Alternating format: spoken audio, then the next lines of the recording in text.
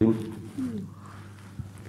ताला के फजल करम से आज कुरान पाक की 14वें पारे की सूरत नहल का आगाज़ किया जा रहा है। ये कुरान पाक की तरतीब के मुताबिक सूरत नंबर 16 है, यानी 16वीं सूरत है। ये मक्कातुल मुकर्रमा में नाजिल हुई और इसके रुकू भी 16 है और इसकी आयात बैयनात 128 और इस सूरत का नाम है सूरत नहल। और नहल का माना है शहद वाली मक्खी। इस आयत मुबारका में शहद वाली मक्खी का अल्लाह पाक ने जिक्र किया है, उसकी वजह से इसका नाम है सूरत नहल। बिस्मिल्लाहिर्रहमानिर्रहीम, अल्लाह के नाम से शुरू जो बड़ा मेहरबान नहायत रहम करने वाला है। अता अमरुल्लाहि, अल्लाह ताला का हुक्म आ चुका है। फला तस्ताजिलूह, तो तुम उसके अजाब को तलब करने में जल्दी ना करो। जो खुदा की ज़ात ने काफरों के लिए अजाब नाज़िल करने का वक्त लिखा है, अल्लाह ताला उस वक्त के मुताबिक अजाब नाज़िल करेगा, लेकिन तुम जल्दी ना करो। तो अल्लाह ताला का अजाब जो है वो काफर जो अल्लाह ताला के नबियों का इनकार करते हैं, खुदा ताला की तौहीद का इनकार करते हैं, उनके ऊपर अजाब दुनिया के अंदर भी आ जाता है। सुब्हानहू, वो पाक है, यानी अल्लाह ताला की ज़ात पाक है, हर ऐब से पाक है, हर खामी से पाक है, हर कमज़ोरी से पाक है। व तआला अम्मा युशरिकून, और खुदा ताला बुलंद व बाला भी है, उसकी शान बहुत ही ऊंची है, इतनी ऊंची है कि उस बुलंदी की इंतहा नहीं। और खुदा ताला पाक है और बुलंद है उनसे जिन बुतों को ये काफिर लोग अल्लाह ताला का शरीक ठहराते हैं। अम्मा युशरिकून, खुदा ताला ऐसे शरीकों से पाक है। युनज़्ज़िलुल मलाइकता बिर्रूह मिन अमरिही, वो अल्लाह ताला फरिश्तों को नाज़िल करता है रूह के साथ। इसका मतलब ये है वही देकर। इससे मुराद हज़रत जिब्रील अलैहिस्सलाम है, लेकिन जनाब जिब्रील अलैहिस्सलाम की अज़मत व शान वाज़े करने के लिए खुदा ताला ने जमा का लफ्ज़ बोला है। तो अल्लाह ताला हज़रत जिब्रील अलैहिस्सलाम को वही देकर भेजता है अपने नबियों पर, अपने रसूलों पर, मिन अमरिही, अपने हुक्म से, अला मन यशाउ मिन इबादिही, अपने बंदों पर, अपने बंदों में से जिस बंदे पर चाहे खुदा ताला अपने जिब्रील अलैहिस्सलाम को भेजता है। और वही देकर जब भेजता है तो क्या मकसद है? अनज़िरू, कि तुम डराओ लोगों को, यानी जहन्नम के अजाब से लोगों को डराओ। इसलिए अन्नहु ला इलाहा इल्ला अना, यानी खुदा फरमाता है मैं वहदहु ला शरीक हूँ, मैं अकेला हूँ और मेरे सिवा कोई भी इबादत के लायक नहीं है। फत्तकून, तो तुम मुझसे डरो, मुझसे डर कर बुतों की पूजा ना करो बल्कि मेरी बंदगी करो। खालक़स समावाति वल अर्द बिल हक़, अल्लाह पाक की ज़ात बरकात ने आसमानों को पैदा किया है और ज़मीन को पैदा किया है, हक़ के साथ पैदा किया है, यानी बड़ी हिकमतों के साथ। बड़े राज हैं इसके अंदर, बड़ी वजूहात हैं इसके अंदर।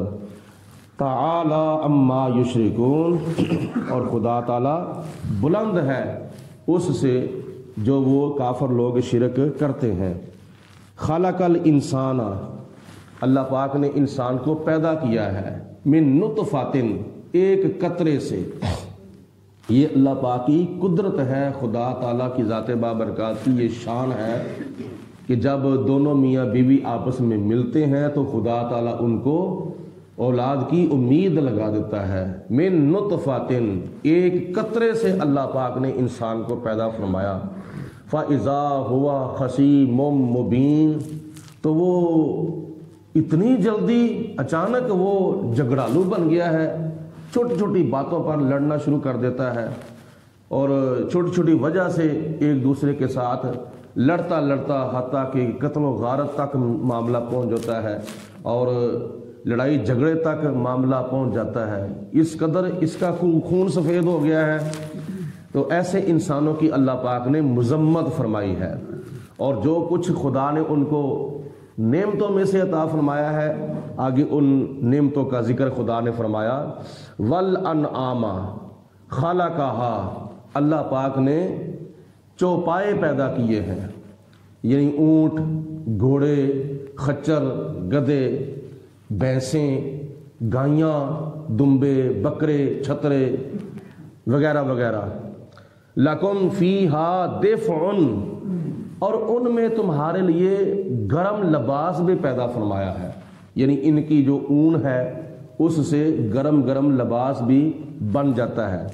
وَمَنَافِعُ، اور ان جانوروں میں، ان چوپایوں میں خدا نے اور بھی بڑے فائدے اور بڑے نفع جو ہیں وہ پیدا فرمائے ہیں۔ مثلا ان جانوروں کی پیداوار سے تم فائدہ اٹھاتے ہو اور ان کی پیداوار کو بڑھا کر تم ان کو بیچتے بھی ہو، اور پھر ان میں کئی جانور ایسے ہیں ان کے اوپر تم سواریاں کرتے ہو، مثلا اونٹ کے اوپر تم سواری کرتے ہو، اور ان میں کئی جانور ہیں ان کا تم دودھ بھی پیتے ہو، مثلا بھینس ہے اور گائیاں ہیں اور اس کے علاوہ بکریاں ہیں، ان کا تم دودھ پیتے ہو۔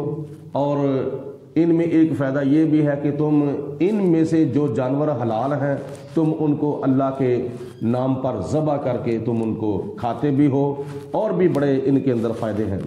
وَمِنْهَا تَأْكُلُونَ، اور ان میں سے بعض جانوروں کو تم کھاتے بھی ہو، ان کا گوشت بنا کر۔ جو جانور حلال ہے، مثلا اونٹ حلال ہے، گائے حلال ہے، بھینس حلال ہے، بکرا، چھترا، دمبا وغیرہ وغیرہ یہ حلال ہے، تم ان کو اللہ کے نام پر ذبح کر کے ان کا گوشت بنا کے کھاتے بھی ہو، بیچتے بھی ہو۔ وَلَكُمْ فِيهَا جَمَالٌ، اور ان کے اندر خوبصورتی بھی ہے، ان جانوروں میں خوبصورتی بھی ہے، حسن و جمال بھی ہے۔ حِینَ تُرِیحُونَ، جب تم شام کو ان کو چراگاہوں سے لے جاتے ہو اپنے گھروں کی طرف، اس وقت بھی یہ خوبصورت لگتے ہیں۔ وَحِینَ تَسْرَحُونَ، اور جب تم صبح کے وقت اپنے گھروں سے چراگاہوں کی طرف لاتے ہو تو اس وقت بھی یہ بڑے خوبصورت لگتے ہیں، یعنی جانور آتے جاتے خوبصورت لگتے ہیں۔ خوبصورتی کی ایک وجہ تو یہ ہے کہ ان کی تعداد جب زیادہ ہوتی ہے تو جاتے جاتے بڑے خوبصورت لگتے ہیں۔ پھر ان کے قد اور ان کے جسموں کے اوپر جو اون ہوتی ہے اور رنگ برنگی جو ان کی کھالیں ہوتی ہیں وہ بڑی خوبصورت لگتی ہیں آتے جاتے۔ یعنی جیسے عید الاضحیٰ سے پہلے جب جانور بکنے کے لیے آتے ہیں، قربانی کے جانور، تو کیا نام ہے، کبھی ادھر جاتے ہیں کبھی ادھر جاتے ہیں، تو یہ بہت خوبصورت لگتے ہیں۔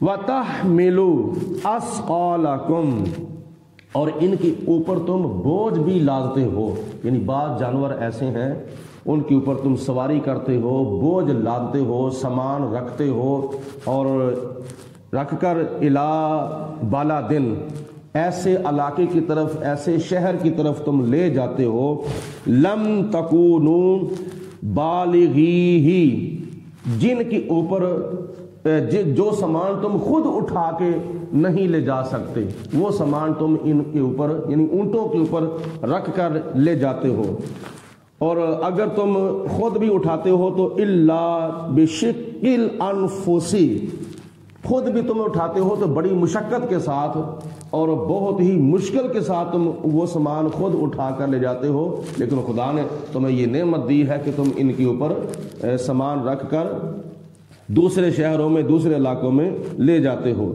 ان ربکم لرؤوف الرحیم، بے شک تمہارا رب ضرور شفقت کرنے والا ہے اور ضرور بڑا مہربان نہایت رحم فرمانے والا ہے۔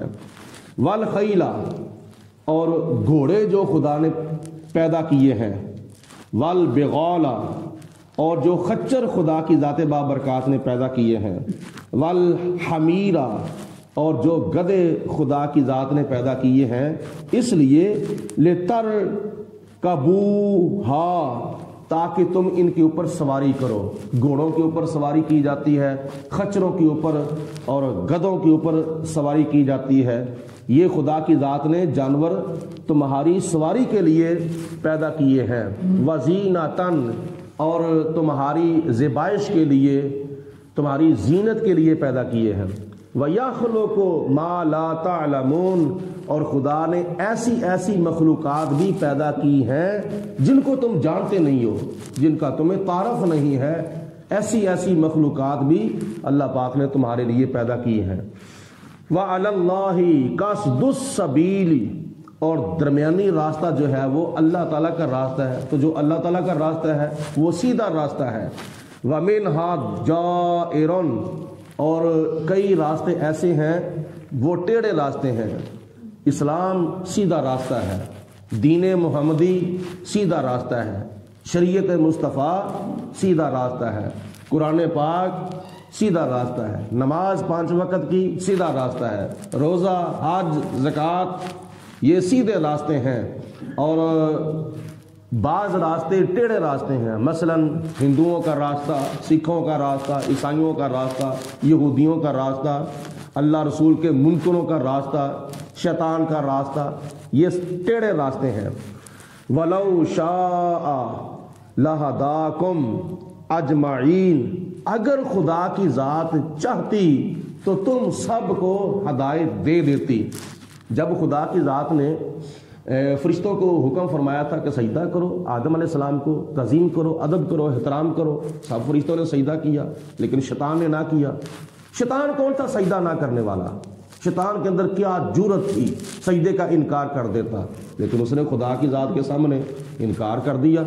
تو اللہ پاک چاہتا تو زبردستی جبرن بھی اس سے سجدہ کروا سکتا تھا، لیکن اللہ پاک کی اس کے اندر حکمت ہے، رب العالمین کی ذات نے اس کو سجدہ جبرن نہیں کروایا۔ اسی طرح جب نبی پاک علیہ الصلوۃ والسلام نے پہاڑی کے اوپر چڑھ کر اعلان نبوت فرمایا تو ابو جال نے انکار کر دیا، ابو لہب نے انکار کر دیا، اور بڑے بڑے مکے کے کافروں نے کلمہ بھی نہ پڑھا، الٹا مخالفت بھی شروع کر دی۔ تو ابو جال کے اندر کیا جرأت تھی وہ کلمہ نہ پڑھتا، یعنی کلمہ جو اس نے نہیں پڑھا اس کے اندر کیا جرأت تھی؟ ابو لہب کے اندر کیا جرأت تھی؟ کفار مکہ کے اندر کیا جرأت تھی کہ وہ کلمے کا انکار کر دیتے؟ لیکن اللہ پاک کی ذات بابرکات نے اس کے اندر حکمتیں رکھی ہیں۔ اللہ پاک چاہتا تو ان کو جبرن بھی ان سے کلمہ پڑھا سکتا تھا، لیکن اللہ پاک نے زبردستی یا جبرن ان کو کلمہ نہیں پڑھایا۔ اس لیے اللہ پاک کا یہ مقصد ہے، اللہ پاک کی یہ منشا ہے کہ میں دیتا ہوں ان کو اختیار، 2 راستے دکھاتا ہوں، ایک جاتا ہے جنت کو اور ایک جاتا ہے جہنم کو، اور ان کو دماغ بھی دیتا ہوں، ان کو سوچ بھی دیتا ہوں، ان کو سمجھ بھی دیتا ہوں، ان کو شعور بھی دیتا ہوں، اور ان کو اختیار بھی دیتا ہوں کلمہ پڑھنے کا اور نہ پڑھنے کا۔ پھر خدا کی ذات بابرکات کا یہ منشا اور یہ قانون اور یہ اللہ تعالیٰ کا مطلب ہے کہ یہ میرے محبوب کی زبان پر اعتبار کرتے ہیں یا نہیں کرتے، دیکھا جائے تاکہ دنیا کو پتہ چل جائے کہ میرے نبیوں کی زبان پر کون اعتبار کرتا ہے اور کون اعتبار نہیں کرتا۔